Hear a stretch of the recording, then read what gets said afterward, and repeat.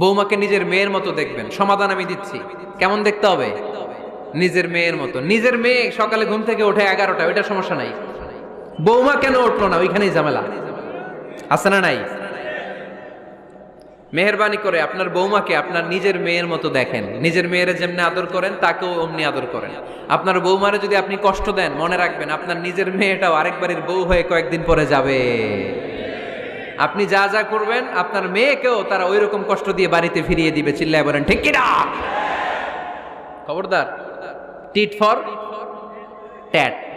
ইট্টি মারলে পাটকেলটি খেতে হয়। এজন্য শাশুড়ি আম্মা জানেরা যারা আছেন, বৌমার সাথে খারাপ আচরণ করবেন না মেহেরবানি করে। তাকে আপনি কষ্ট দিলে আপনার নিজের মেয়েটাও আরেক বাড়ির বৌমা হবে, সেও ওই বাড়িতে এই কষ্টগুলো ভোগ করবে। এগুলো যখন আপনি শুনবেন তখন আপনার চোখ দিয়ে পানি পড়বে কি পড়বে না? পড়বে। এবার